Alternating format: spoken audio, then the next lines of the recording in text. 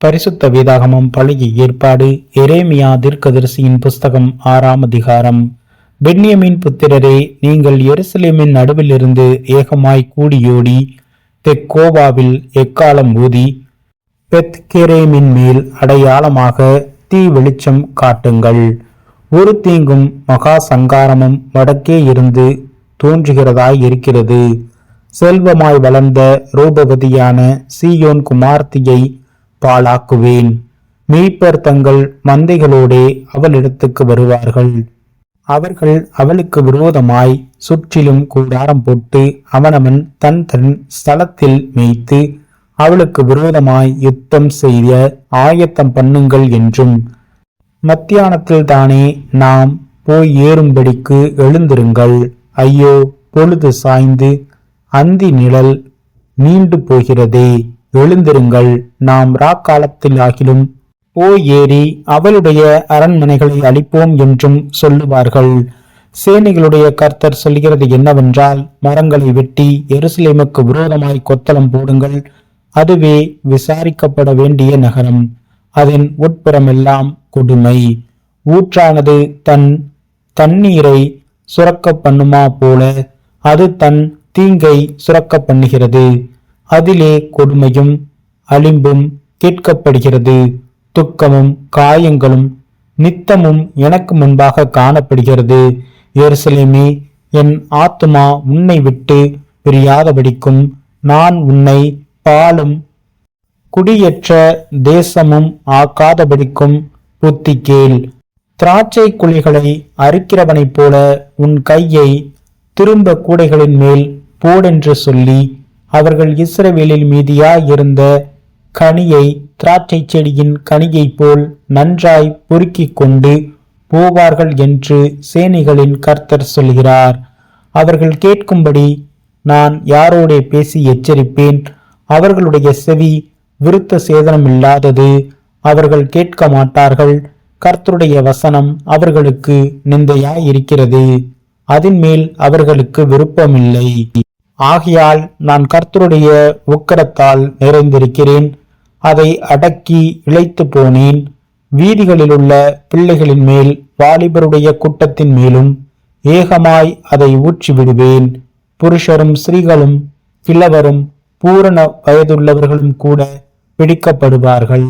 அவர்களுடைய வீடுகளும் அவர்களுடைய காணி பூமிகளும் அவர்களுடைய மனைவிகளோடு ஏகமாய் அந்நியர் வசமாகும். என் கையை இந்த தேசத்தின் குடிகளுக்கு விரோதமாக நீட்டுவேன் என்று கர்த்தர் சொல்கிறார். அவர்களில் சிறியோர் முதல் பெரியோர் மட்டும் ஒவ்வொருவரும் பொருளாசைக்காரர்.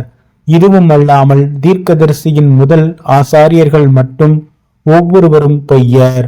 சமாதானம் இல்லாதிருந்தும் சமாதானம் சமாதானம் என்று சொல்லி என் ஜனத்தின் காயங்களை மேற்பூச்சாய் குணமாக்குகிறார்கள்.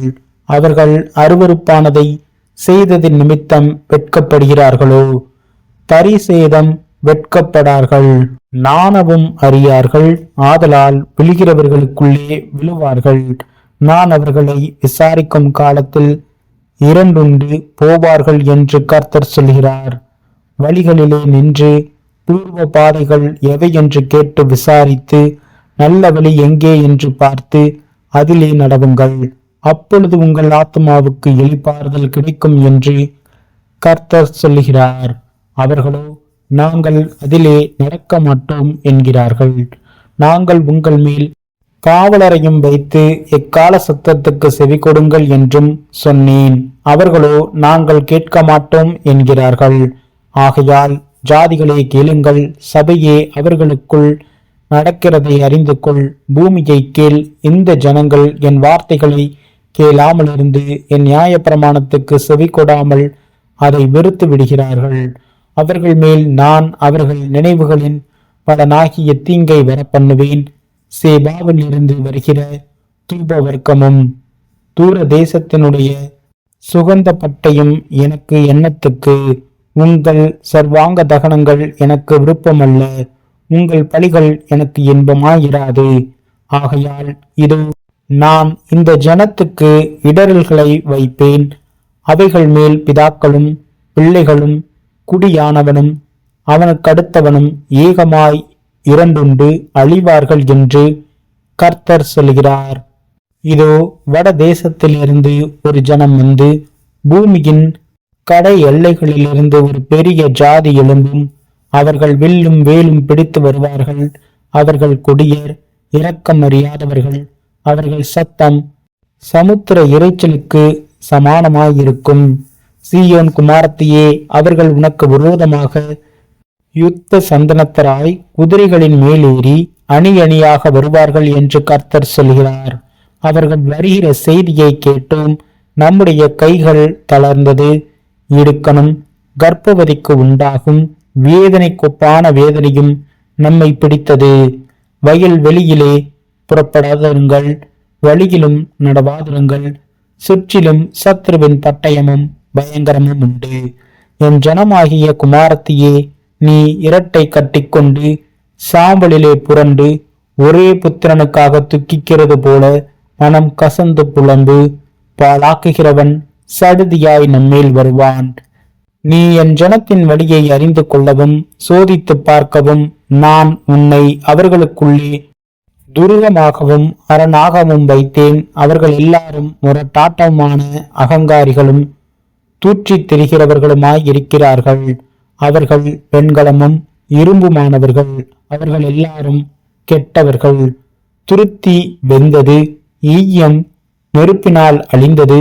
புடமிடுகிறவனுடைய பிரயாசம் விருதாவாய் போயிற்று. பொல்லாப்புகள் அற்று போகவில்லை. அவர்கள் தள்ளுபடியான வெள்ளி எனப்படுவார்கள். கர்த்தர் அவர்களை தள்ளிவிட்டார்.